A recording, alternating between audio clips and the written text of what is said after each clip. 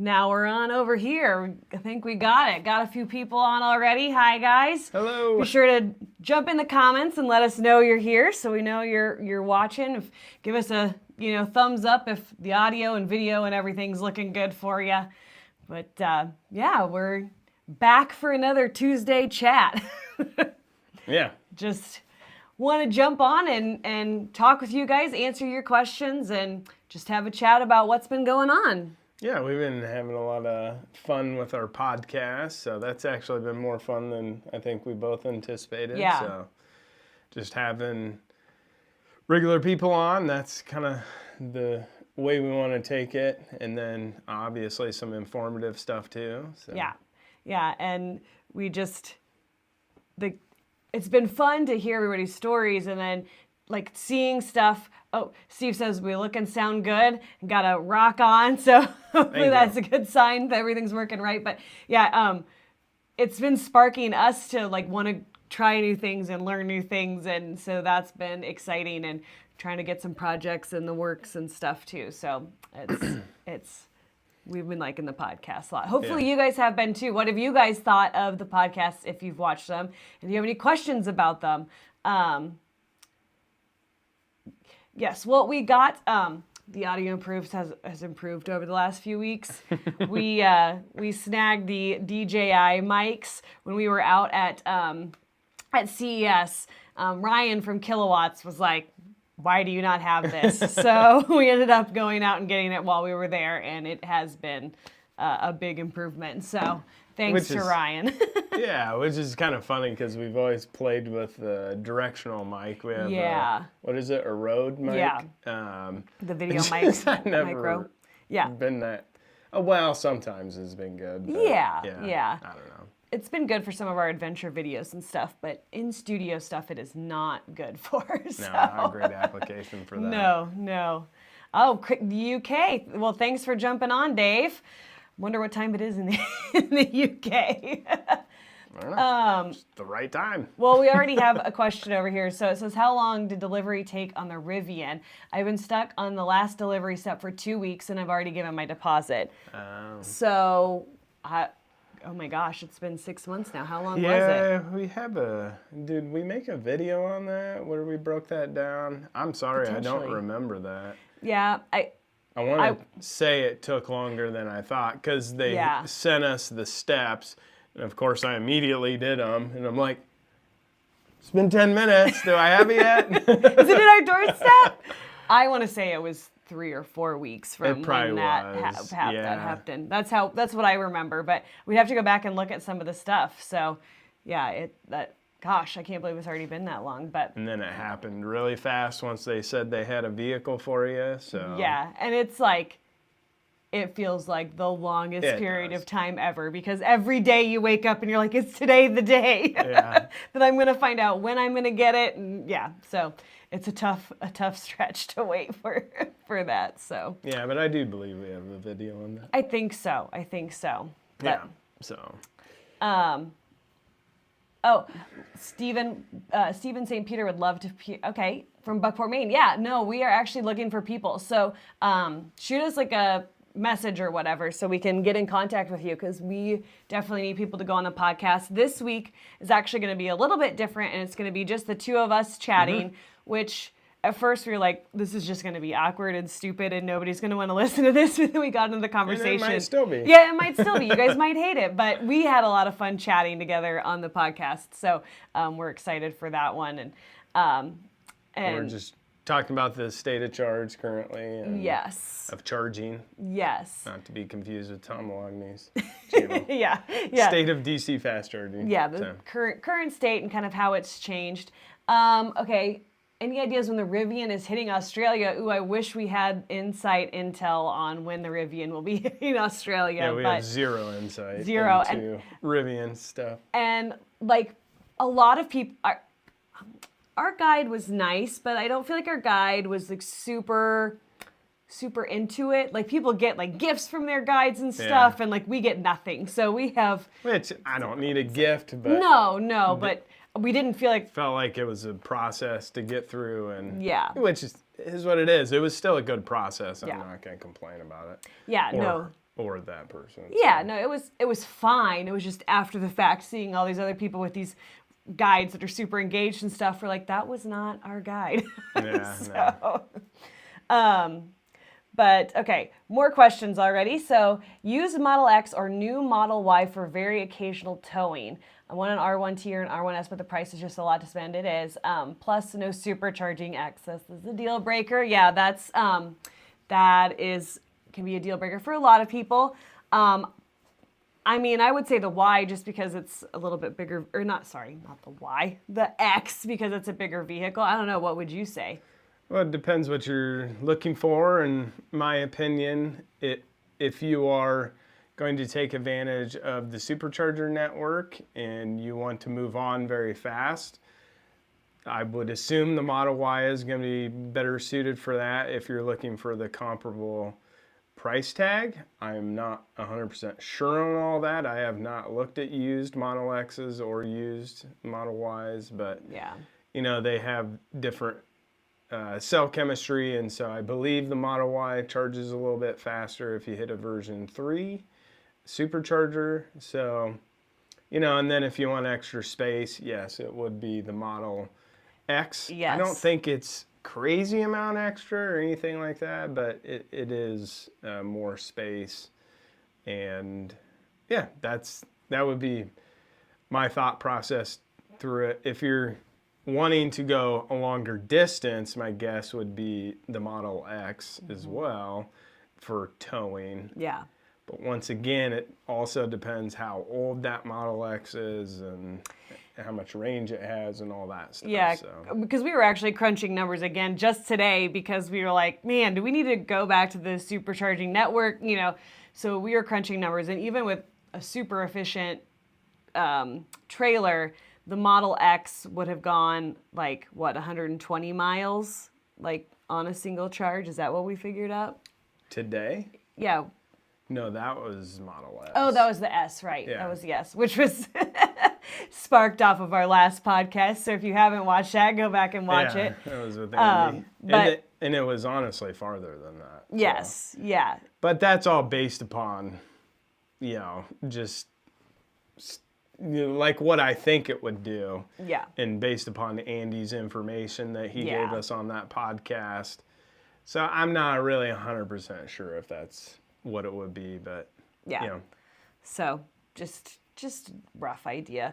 But okay, so did we buy the pickups or was it a promotional thing? We bought both pickups, and we did not intend to get them a couple of months apart, but that's just kind of how the cookie crumbled. We were supposed to originally get the Rivian in 2020, just like, everybody else that was on the list at that point. And with COVID and all that stuff, we never got it. So then it ended up coming in May of 2022. And then we got the Lightning in July of 2022. So it's just how the cookie crumbled. So, all right. Preconditioning on the R1T, what does it do and how does it benefit? So he seems... When I pick an EA station from the nav, it doesn't seem to precondition. So that's probably a better question for Steve than me. Well, if it doesn't, then I would contact Rivian service. I don't know that I'm going to be able to help you. Well, but what does it do? What does it do for you? Oh, well, it allows you to get a faster charge when you get there immediately. So my understanding, maybe somebody can correct me in the comments if I'm wrong, but is to heat the batteries up to an optimal temperature for charging, and then you're able to spike that high current going into the batteries a little bit better. So it just gets it to the optimal temperature, the batteries, so it can actually charge faster immediately. Yeah. See, my answer would have been it warms the batteries up to get it so ready to charge, and that would have been my answer. What I said. I know. I have the Cliff Notes version. Let's see. Yeah, we do video for the interviews, but the cell phone is just fine. So no worries on that. So definitely drop us a message. We got a follow over here, so thank you on TikTok. Let's see. The used Model X is in the price range of a new Model Y with no tax credit. So, yeah. Yeah, it might be more favorable to do the Model Y if you're just towing every once in a while. Yeah. So. Yeah. Yeah. And then great work on the podcast. Thank you. Thank That, especially the one, I mean, everybody's been great, but the one with Andy like sparked a whole bunch of stuff on our end. So, Yeah, for us anyways. Yeah. Yeah. The one prior to that with building a camper. Yes. There's probably a lot of DIY. We've got a lot of people asking if he has a channel and stuff like that. But, you know, the DIY, I enjoy the DIY, but I'm not going to, subject my family to a DIY camper. Yeah. And plus we've got so many things going so. on. Building a camper would be quite the endeavor. Oh, it's super cool, but... Any aftermarket accessories for the Lightning? Well, we put a tonneau cover on it. Yeah, and that one has been pretty good. I've liked that one. Yeah, so it's the hard one. I did not get the electric one. It's just a manual one, which from Ford. I think that I didn't do the automatic electric, however you want to say it, one because of the struggles with the Rivian. Because we have PTSD from the Rivian. So. Yeah. That's why I didn't do that one. Yeah. Or I probably would have done that. Well, and it's like when I'm not the smartest financially. Well, and I like even on the Cybertruck they have it like rolling in, and I was like, oh no, let's not do that, please. But anyway, that's just us with our issues from having it break on our first big trip. Yeah. It was the first big trip, so it was a little frustrating. And then Tim wants to know if we have any news on the Hummer. No, we are going to drive our sales guy crazy asking to see if we've got a VIN number or anything yet, and we do not. So I only text him once an hour. No, I only text him once a week. It was supposed to be built the week of the 23rd, so we don't have a VIN number yet. I don't know what that means, but we don't. Hopefully it's just a information thing and not that the Hummer hasn't actually been built yet for us, because we would like to get our hands on it, and we want to get some testing done on it so that we can make some plans for the summer and figure out if we're going to be using the Hummer or we're going to be using the Rivian, or is the Lightning still going to be in the mix, or how is it all going to go down. So we really want to get our hands on it and get to testing. So but hopefully we will have news on it soon. But one of the things that we wanted to talk about was the just some like side note things, a little bit of research that we've done since we've done the podcast with Andy, because towing with a Model S is really like it opens people's eyes. They're like, what on earth? And then you get is that legal? Is it safe? Is it all of these things? And I think Andy did a good job of answering like how they essentially have a formula of what they look for tow vehicles to see if they are good tow vehicles or not.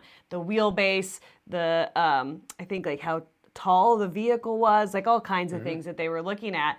And so braking, all of that stuff, they've looked at it and they've picked out vehicles. So obviously the Model S is a good tow vehicle for those reasons. So then we were like, kind of, what is the legality of it? What's the laws? What does your insurance say? And so Steve has made a couple just quick phone calls just to ask some questions. And what did you? Yeah, I called State Trooper, first of all, because I feel like they're the ones pulling people over mostly on the interstates for that sort of thing. And basically the answer that I got is, they don't really regulate too much in the recreational side of it. And as long as you have your registration, have enough payload on it, and this is for the state of Nebraska, so it can be different state to state. So I'm not speaking throughout the United States.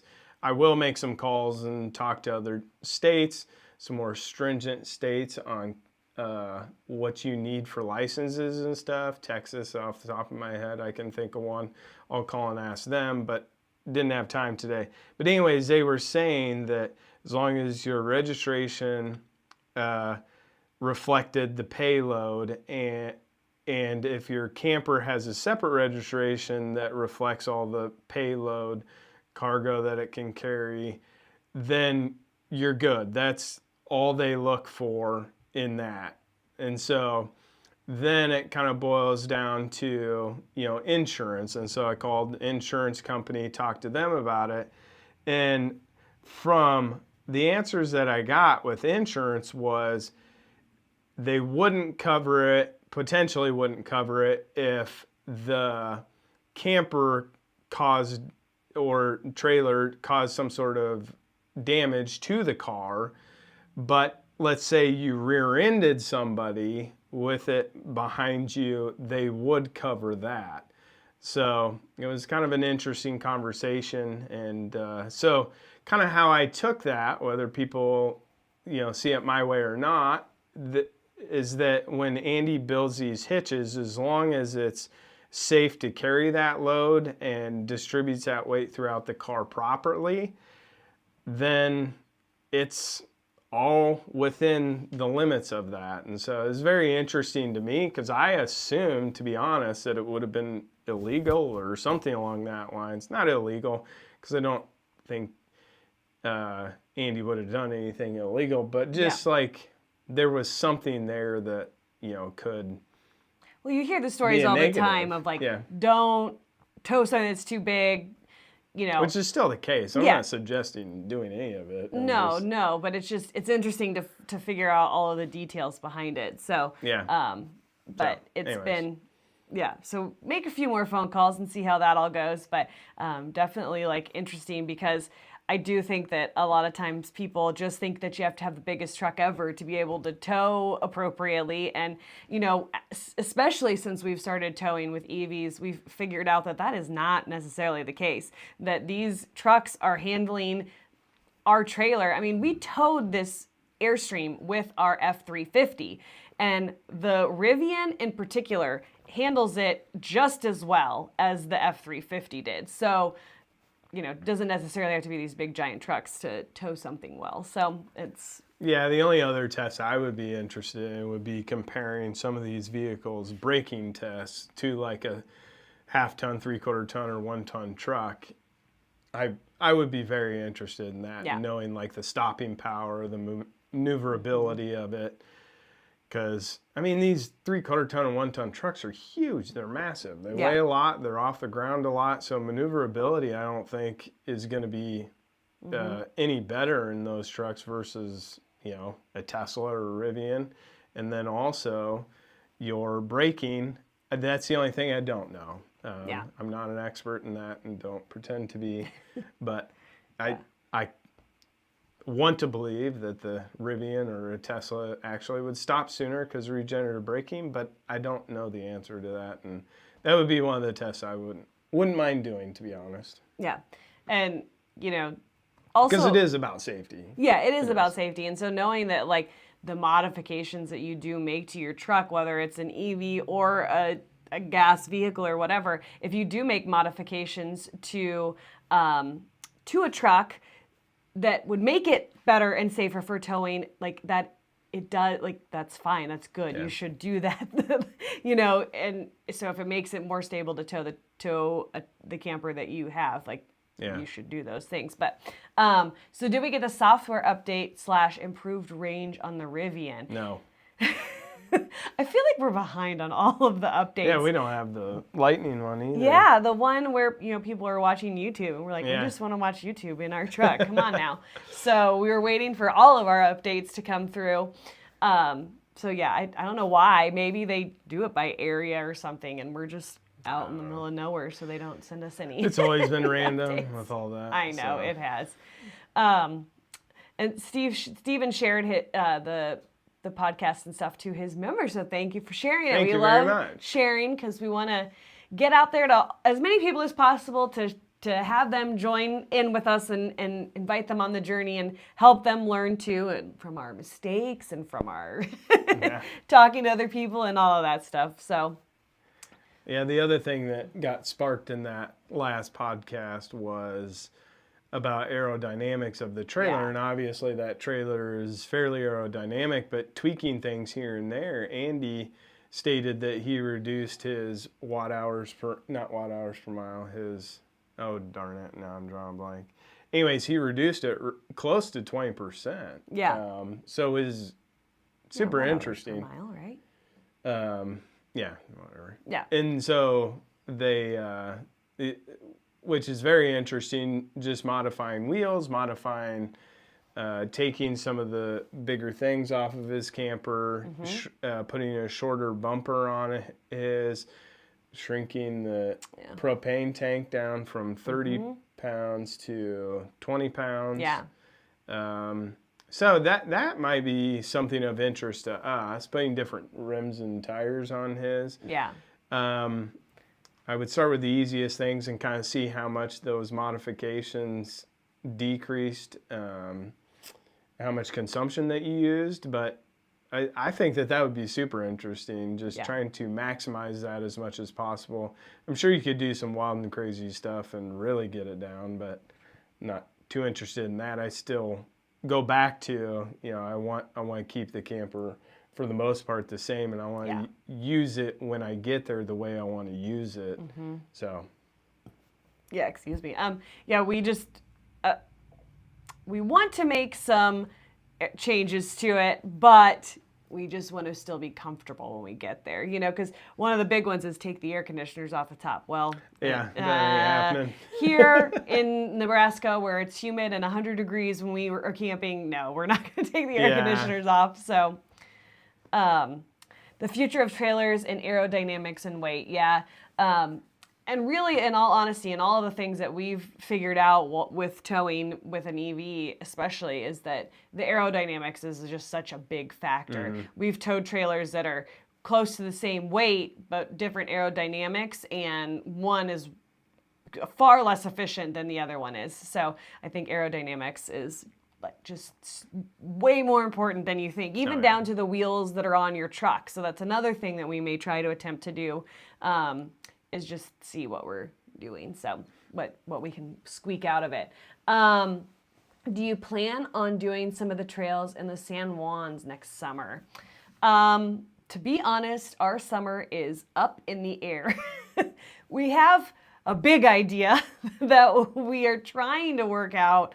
Not sure we're going to be able to make it happen. So then if that doesn't work, we're going to try some different stuff, do littler trips around, kind of like we normally do. But we're keeping our fingers crossed that we can work out this big idea and make it happen, because it would be epic. Yeah, it would be so much fun. We just... And push the limits a lot, which we like to do. But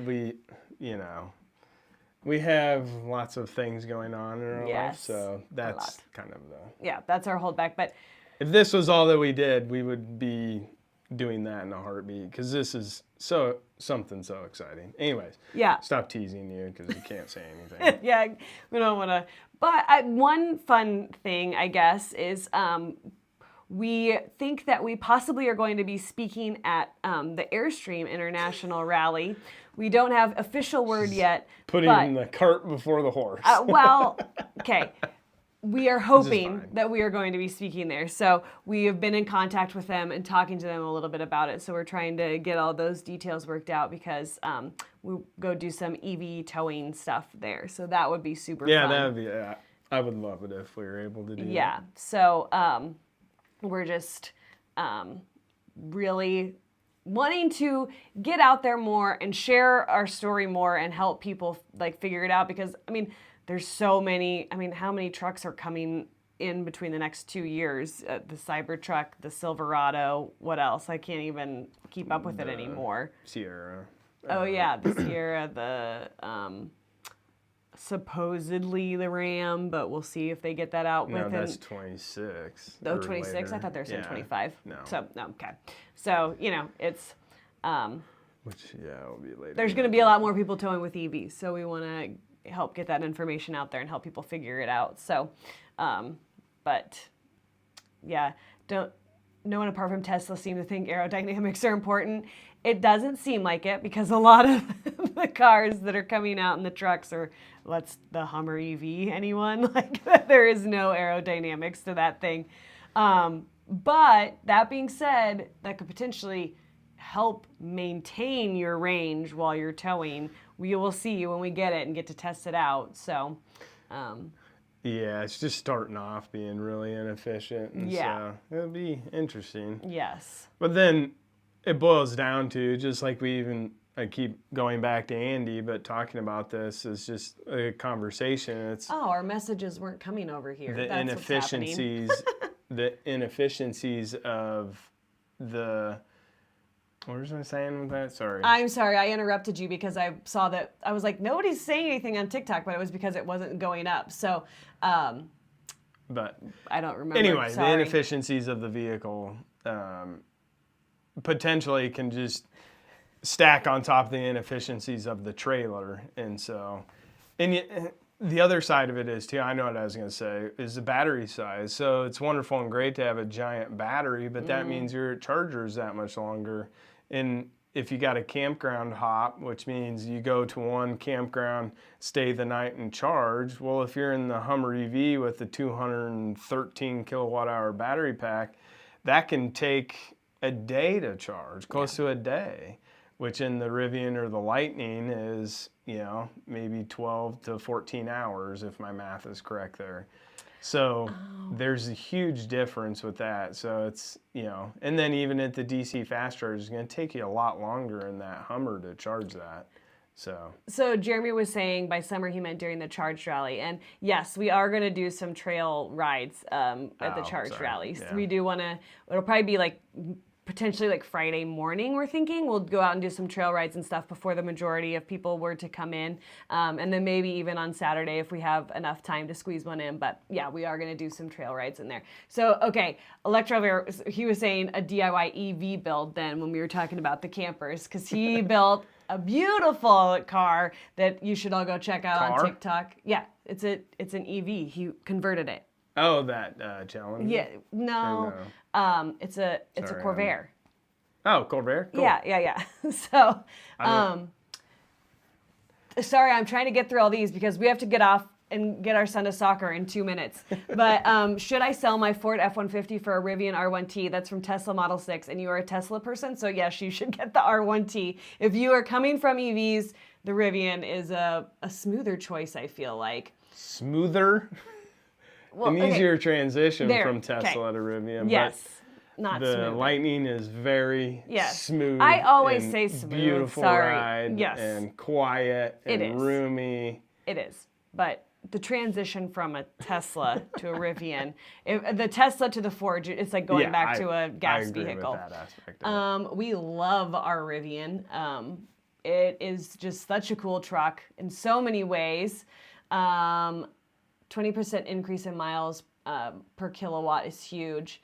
Have you made it to the Rivian plant yet? No. That is another thing that we would love to do. So we're trying to get, like I said, all of our summer plans. If we can get all of that arranged, I think that's going to be one of the things that's on our list, is to take the Airstream with the Rivian out to the Rivian plant. Would you guys recommend the R1T or the Model X?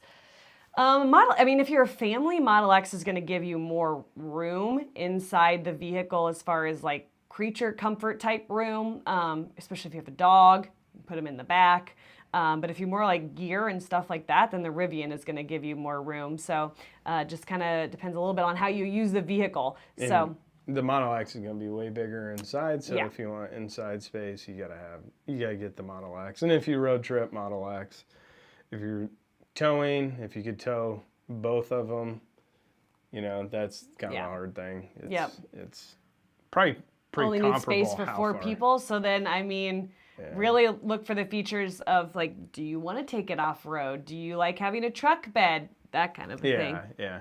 So, Random Crafts over here. Sometimes I wish people had the names. Random Crafts says that he's going to be towing a 16-foot trailer with his 4-day-old R1T tomorrow. Nice. And that we gave him the confidence to do that. Yes, send us a message and let us know how it goes. Snap some pictures and share them with us. We'd love to do that. So they're both great trucks, right?